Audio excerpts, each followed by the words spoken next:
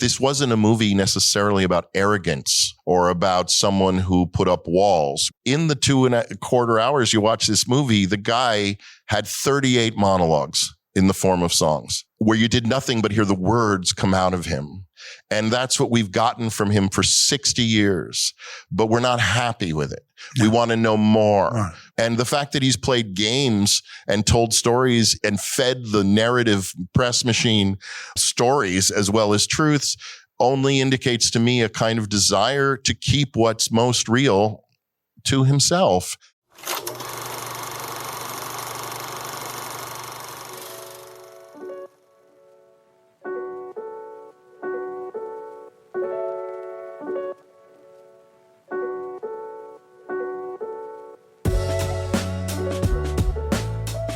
Hello, and welcome back to The Director's Cut, brought to you by the Directors Guild of America. In this episode, the early days of folk icon Bob Dylan are chronicled in director James Mangold's musical biopic, A Complete Unknown. The film follows a young Bob Dylan as he arrives in New York City, performing and forging relationships with his folk contemporaries of Greenwich Village.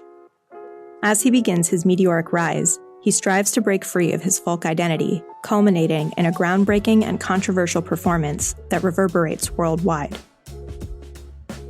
In addition to A Complete Unknown, Mangold's other directorial credits include the feature films Indiana Jones and the Dial of Destiny, Ford vs. Ferrari, Logan, The Wolverine, 3:10 to Yuma, Walk the Line, Identity, and Girl Interrupted. Following a screening of the film at the DGA Theater in Los Angeles, Mangold spoke with director Guillermo del Toro about filming A Complete Unknown. Listen on for their spoiler-filled conversation.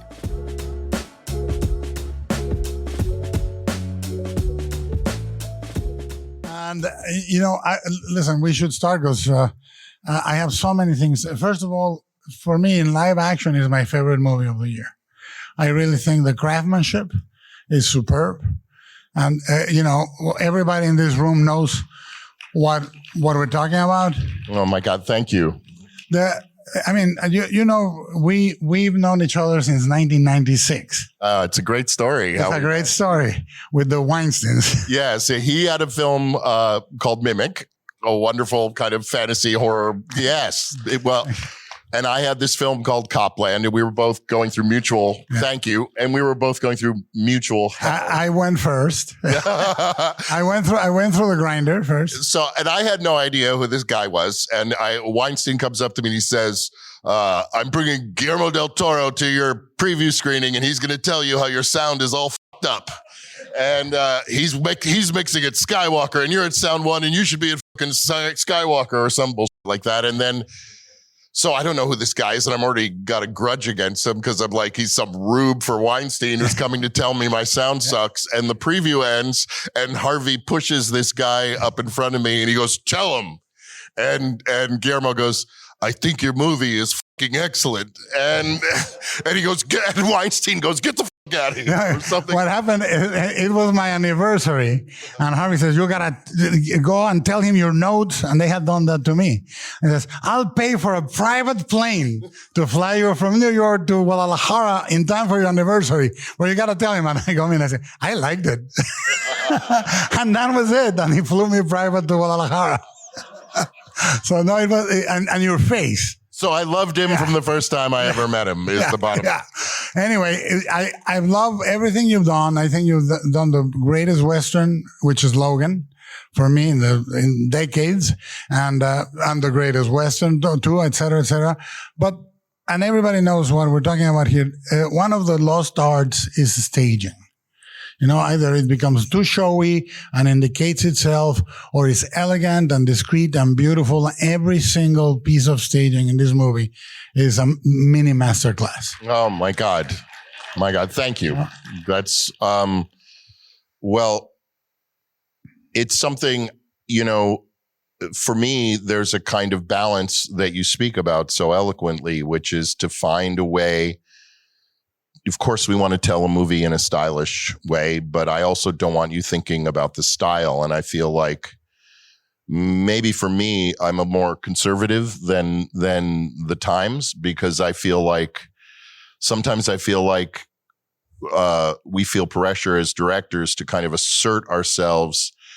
It's all in one, or look at that, I'm flying through through a tea kettle, or, and there's a point at which even that becomes a cliche, and that and to me, the classic stuff, the classic Howard Hawks stuff of just staging, moving. Steven Spielberg is with all the distractions about the fantasy and the incredible 3-minute take. This movement of actors in front of the lens is incomparable, and these are the things I like to think about all day: is how to just quietly and unobtrusively move people around in a way that you're hitting the beats of your story. But there are so beautiful. There are landmarks in the movie that are, first of all, a complete unknown. You're laying it out on the table. We're not going to decipher how it works, right? But the thing that you do, you open with him in a car. He's always moving, right? But he's moving in a car with other people driving him again and again and again, and then he's free on a motorcycle at the end. That punctuation is so beautiful because it still tells you wherever he's going on his own now. Well, the most interesting thing happened often. I mean, I think it's the most important thing to know for people like you or I, or many out here, is what is my story? What is my story? But I don't, and the commercial marketing version is like, this is the Bob Dylan story, but that's not a story. That's just a name with the word story. That's not a story. And so what is my story? And sometimes you don't know right away. You just have a kind of instinctual, as a writer, you have an instinctual sense of what it might be. But early on in the process, I ended up at a table with Bob Dylan, and, he opened, making me feel very comfortable, saying he liked Copland, which was thrilling and kind of inconceivable and mind-blowing on its own level. Trying to imagine him watching Sylvester Stallone. And you should send a telegram to Harvey. Yes. Noted. But after the small talk, Dylan looked up at me and he goes, "So what's this movie about, Jim?" And there was a moment, and I realized it's too early. I don't have that yet, but I jumped because that's what we have to do. And I said, it's about a guy who's suffocating, a very young man who's suffocating in Minnesota and leaves everything behind, including his identity, and comes to New York and starts anew and makes new friends and creates a new family and becomes and blossoms and then starts to suffocate again and runs away again. Yeah. And he smiled. And it was also, when you refer to that visual metaphor of, his arrival is also a departure at the beginning, of course, from home. And his departure is also an arrival to someplace new at the end. And it's those moments you have where you suddenly, someone puts you on the mat to talk about your movie, where suddenly something comes out. It's not that I think what I said was so clever. In fact, it's inordinately simple, but it is just that it then became my kind of guidepost. When I don't know what else I'm doing, that's what I'm doing, both as a writer and a director, and frankly, editing, which to me is all part of the same process on one level or another. But with someone that is so internal, and we can talk about every single actor delivers it. Every single minimal part. I'm so proud of the ensemble in this movie. Thank you. Everybody brings the package. Everybody delivers. But the beauty is when a performance is like that and it's so internal, and you have to, the obstacles you have to overcome, not being an imitation, changing the range of the singing, matching something, blah, blah, blah. And then on top of that is an internal guy, right? But which has the certainty and cockiness and the shutdown part of him, and blah, blah, blah. And to graduate that first act, second act, when he arrives to the hospital, he's a much younger, fan, innocent, and to graduate it all the way to him on the motorcycle, leaving the power. Yeah. That is amazing. And amazing for Timmy too, because we shot wildly out of order. I mean, for instance, the scenes of the hospital with Woody Guthrie, which both end the movie and basically start the movie and intersperse in the middle, were all shot, I believe, in the first week of production. So you have, we had kind of essentially 3 stages of Bob in terms of looks, kind of starting arrival, kind of newsboy cap Bob, kind of intermediate Bob, which actually had some shades to him, and then kind of the Bob at the end. And Timmy had to fly from one into another. And it's not just the wardrobe and the hair, but it's also a completely different centering of oneself. It's really, there's so many interesting things to talk about in relation to what you just brought up, Guillermo, which is that one of them is, it really occurred to me, and I get very, our words as directors matter so much in terms of the way we phrase, and we're nothing really more than brains in jars at a certain point in terms of kind of we can't touch anything that much, so it's all how we evangelize what we're doing. And one of the things that was really strongly occurring for me was this idea that we talk about the music and then the scene and then the music, and that it's not unlike what we've learned making action films, which is just there is no set piece and then drama. They're all just the movie, and you can't divide them into these parcels.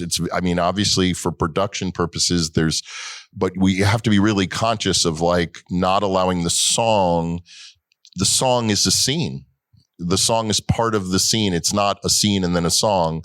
It's the song is a scene. And that's part of the reason we're so insistent on trying to do so much live. And it's also a kind of dramatic awareness you have that if it's just the song and there's nothing else going on, triangulating underneath the song in terms of the looks and glances and subtext and connections, then it's just a variety show.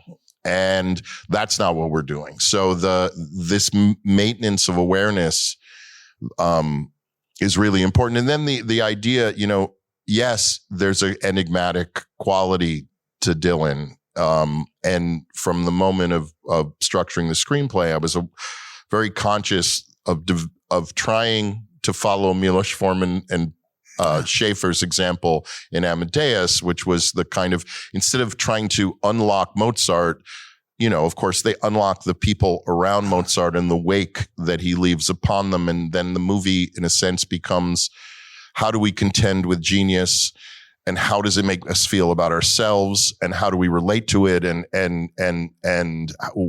how does it make us want things from that person, to connect to that person? Are we connecting to them because we care about them, or because we want a bigger piece of what they have? And what is the loneliness of that person with that talent? And it is enormous. There's no way, you don't have to be a fan to go, there's a kid who between the ages of 19 and 24 wrote every song in this movie, plus dozens and dozens more that are some of the finest songs in the last 100 years, and had a gigantic international impact. And he had essentially no band through that period. It's just a young man and a guitar and a notebook. And it's kind of undeniable to try to think about what we were doing when we were 21 years old. But also, if you, there's a great saying in Mexico: what you explain, you diminish. And I think if we say unlock, but in reality is you let the air out of the thing. It escapes. It becomes vulgar. You make it one thing. But the language of his behavior, like he starts very close, then he does things like pointing with the pinky and then pointing with the leg. I cannot do it. Pointing with the leg. It just did. Not that high. But it's very beautiful how he starts opening. And I think directorial craft, honestly, after doing it for 30 years, you know that all these words like vision, it's a craft. Words like what? vision and this ayahuasca bullshit is like, we are workmen. We have a craft. You use vectors. You say to the right, to the left, crossing here, whatever, and that is so impeccable in the film. The craft of that is like no nonsense, full craft. That's what this movie was to me, and I admired every moment. And thank you so much. Thank you. I am not ashamed to say that when he sings like a Rolling Stone, when you hold it and tease it, that's you. You're holding, teasing a little bit on the organ and out, exactly measured. James, exactly. There's a lot of thought in the cutting room to how much and how. But I think I know where he's going. And when he sings it, I'm not ashamed to say, as a Mexican, I bawled for the entire song. I bawled. I was like dirty, ugly, bawling, looking for a Kleenex bawling, because what the movie becomes is about now. The assholes are coming again, and we're gonna have to tell them to f*** off again. It is so beautiful. That spirit is not subscribed only to Dylan and only to then, and how the people that were ahead of him became the men. This is a moment that is urgent right now, and that made me feel so brave this morning. Thank you. I mean, when we were making the film, I didn't anticipate in terms of the political landscape we'd be sitting where we are right now, but neither did Michael Moore, apparently. Right. Definitely not. But but I do feel like living in the world of this movie all of the last 5 years was a great liberation. And the idea of making art that tries to change things or open people's minds is really moving to me. And I was but a child in New York. I was born in '63, so but the smells and the tastes of that world and the creative vibrancy of that city at that time was something really beautiful and something I remember even as a school child walking to public school in the Lower East Side, just the kind of mix of humanity and artists and workaday and truckers and I miss it. And that was part of the reason to go back to this, was just a chance to kind of taste that. This is the greatest double programmer with inside Llewyn Davis. Yeah, it would be, sure. It would be. But what I love about what you did also is the way you control the information, because as storytellers, if everything comes in too fast or everything goes too slow, but you are constantly intrigued by him and by what he reveals and by his own evolution. The way you did it with every actor, keeping Guthrie as a central point and going back to him at key points of the movie, and he's not moving, but the world around him is changing. Yeah, I mean, the withholding of information, or just the what you don't do is, of course, as important as what you do, and leaving holes. There's this, as the industry has developed, especially on the screenwriting side, there's a kind of sense of people wanting to know things concretely. And the way testing works on movies, they ask the audience questions, so if a character loves another character, you're better off if they say, I love you, right? Because then we know it. It's litigious. It's on the screen. It's verified. But of course, people say, I love you and lie all the fucking time. So what really says I love you is the look in the eyes and the intercut to what those eyes are gazing upon. Yes. And yet that's not real enough for the way we test movies and the way we judge, because it's not contractual, because words are contractual and connected images are still poetic, and therefore don't offer a studio or a nervous person the safety of words, which make it absolutely concrete, so that any dim bulb can know that he loves her, and it's not just a gaze that they had to be not looking at their phone to pick up on, because they could have even heard it while they were eating their dine-in theater they were at. And I love what movies can do silently. And there's no way to give yourself the room to tell the story with images if the words are explaining all the time. And yet, in a weird way, we've developed a movie culture that now has almost absorbed testing theory and now demands that litigious factual stuff, even themselves almost not knowing what else to ask for because they just want it on a platter. And the idea of mystery in a movie is almost a mistake, as if the spaces between things is no longer interesting. I just want kind of plot and fact. And that, to me, is the greatest battle, making the kinds of movies we make these days, is trying to battle back this kind of plot-driven, fact-driven, bullet point-driven kind of sense of storytelling in which it isn't real unless someone said it, unless you saw it. And then even then, I mean, I had a movie, Wolverine, the first one in Japan, and it opens and you see the Japanese mountains and you see a Japanese flag and you see a Japanese prison camp and you see Japanese soldiers and you start booming down. And I had just begun showing it to the studio chairman and he's sitting in front of my Ave and he goes, "Where is he? Where is he? Where are we?" And the president next to the chairman goes, "Don't worry, we'll put a subtitle underneath." and I'm like, and I go, "No, we fucking aren't. And let's be quiet and watch the movie." But the thing for me, I hate those. Like, what are they really? Do you really not know that's the White House? No, that's words with stupid graphics and little sound effects to tickle your bottom and make sure you're aware that the movie's still moving and it's not just a shot of a fucking building. And because you can tell it's Hong Kong or DC, why do you actually need that? And it's this spoon feeding and it's, I hate it, as you can tell. You made your point. But there's also, I mean, there's a decision from the beginning until the end. You can go from him moving all the way as a vector. I think you triangulate him on the stage with her running through. Yeah. And there's only one cutaway, only one scene where he is not involved, nor do we come from him, between Guthrie and Seeger. That's the only time that you're not with him. Which point are you talking about? Yeah, there is a scene where they don't come from talking to him, or he doesn't come to them. They're just away talking.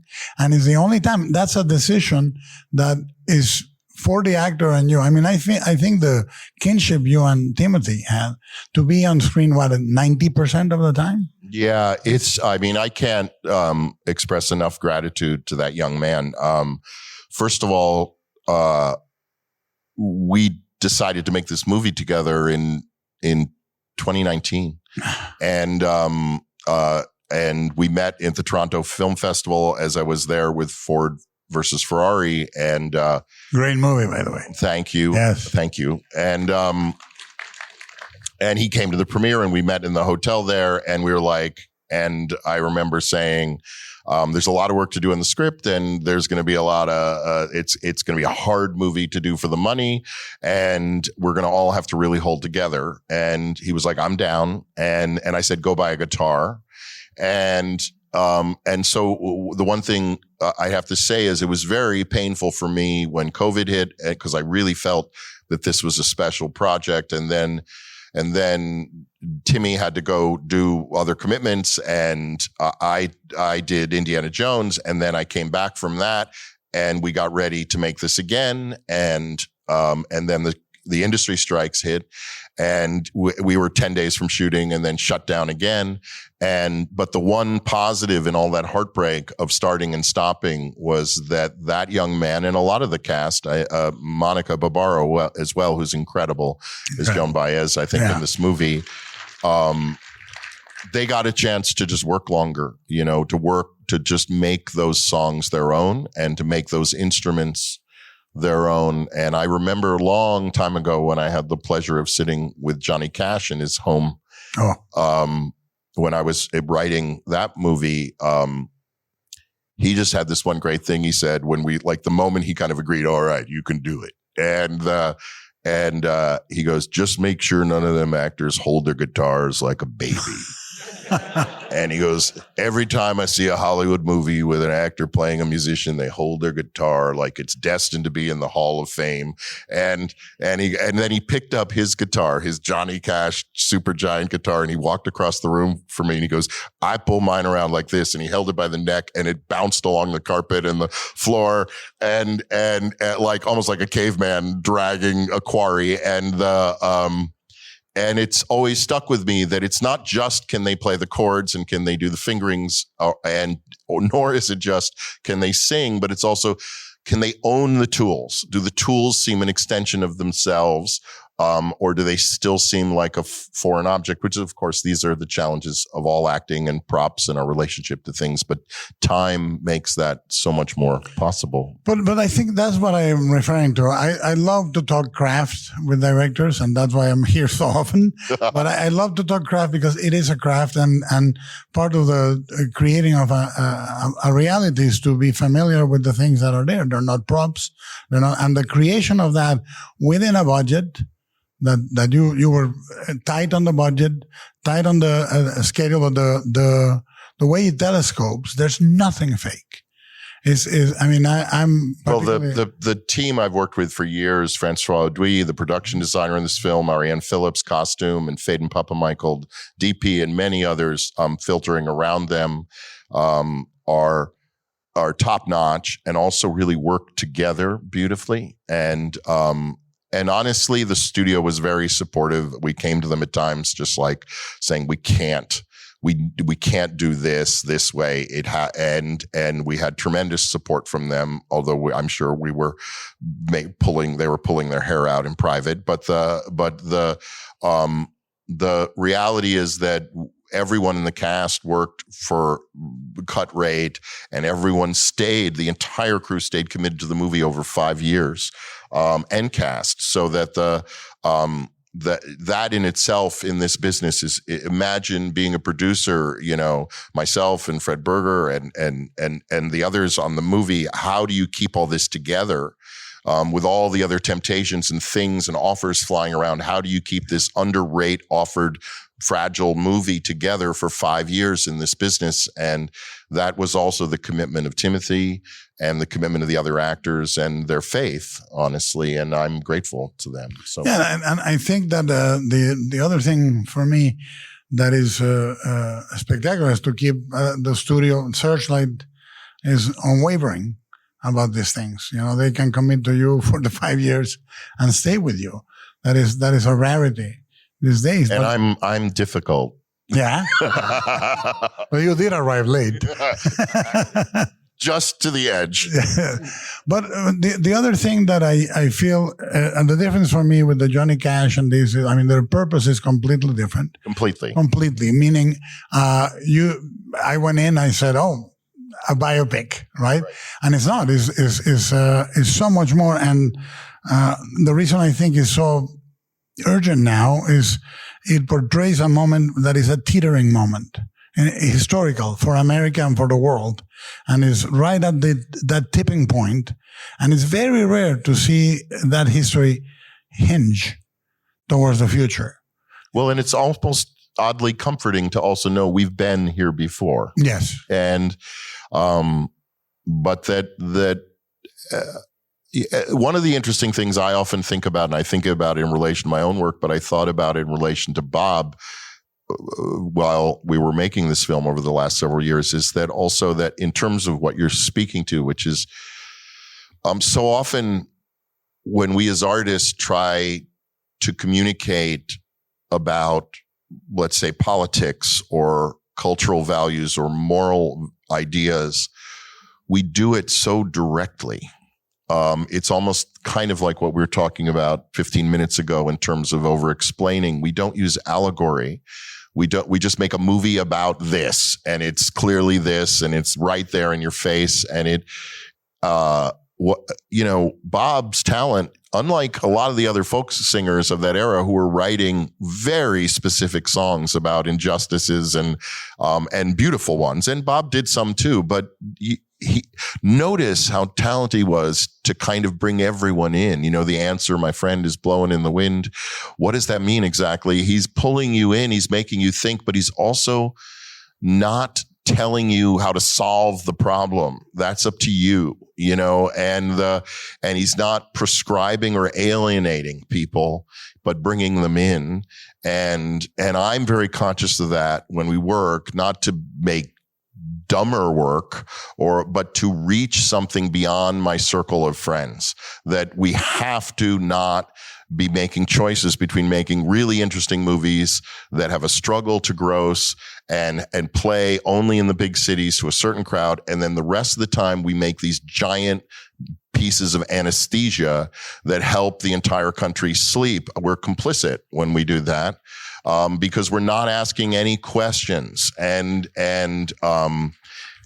thank you. But it's just how I feel. And I participated on both sides. And even when I work on that end, like on Logan, I'm really trying to think about how I can not convert, not change, be equal to all sides, but to somehow communicate ideas through allegory and not directly. Like a movie doesn't have to be political to be about, a movie doesn't have to be about politics to be political. And it doesn't have to be about, so obviously about morality to offer the audience kind of a crack open in their mind about morality. And that's really important to me anyway. But I think that there's also, and with that we are told to wrap, but I think there's also a thing that is urgent, which is your only duty is to coherence. I remember coherence. Yeah. Yes. Like if you stay coherent, you become the unmovable point by which the rest of the world can orientate themselves, and I remember, when I was gonna screen, and every time I screen a movie for the studio, every time, but back in 1996 with Mimic, I remember telling my editor, now the inevitable will meet the unmovable. And I think that's what he is. And leaving, the beauty of the movie is that it is a complete unknown and not. Because by what you did, which I have to praise over and over again, is that you didn't explain him, but you made us live through him. Well, that was what I felt most strongly about. Thank you. Was this idea. Thank you. And it was one of the beautiful things about spending time with Bob himself was that it became really clear to me. I mean, he said it. He didn't still understand what exactly happened, even in his 80s now. And that but then again, who of us in our 80s could think about what we did at 21 or 22 and really understand why we did all we did? But more than that, it was really clear to me how much he loved from the moment before he even came to New York, all music. And that this dogmatic dedication to folk music was never his. That was other people's. And he didn't reject it and he didn't judge it, but it wasn't who he was. Yeah. And that therefore he never understood them being so angry at him because he never fully joined the club in a way because he loved it all. And that's that little scene in the beginning in the car where we try and just give you a nibble that he doesn't really agree with Pete Seeger, that Little Richard is empty, compared to other stuff. And that little cleave becomes gigantic later. But it's also, to me, it let me in that this wasn't a movie necessarily about arrogance or about someone who put up walls. We all refer to, it's so common, as I see the press come in our movie, the enigmatic, the mysterious, the blah, blah, blah. And you're like, well, let's be honest. In the 2.25 hours you watch this movie, the guy had 38 monologues in the form of songs. Yeah. Where you did nothing but hear the words come out of him. And that's what we've gotten from him for 60 years. But we're not happy with it. No. We want to know more. Right. We want to know whether he's eating Oreos tomorrow. And we want to know, And is that his problem or ours? And that is he defining a limit of I'm making this art for you, but I am not living for you? And and the fact that he's played games and told stories and fed the narrative press machine stories as well as truths only indicates to me a kind of desire to keep what's most real to himself and to offer what he did in his music. And that feeling was what I felt from him. And I tried to not glaze over the edge, but to also allow some of what I was just saying to be seen in the movie. I hope it was. We have to finish, but can I say thank you also for showing one of the things that I've loved the most about him is how great a cinephile he is. Yes. Open with Now Voyager, I was like, yes. Yes. And he could talk movies all night. All day. Yes. Yeah. Yeah. So once again, I'm happy to be here because I love what my colleagues and I can discuss. I admire you for so many years. We've been colleagues for so many years. And I thank you for this film. Thank you for this. Thank you so much. Have a good night. Thanks for listening to another DGA Q&A. The Director's Cut is available wherever you listen to podcasts. And please share, subscribe, rate, and review. We'd love to hear your feedback, and you can help fellow film buffs find the show. Thanks again for listening, and we'll see you next time. This podcast is produced by the Directors Guild of America.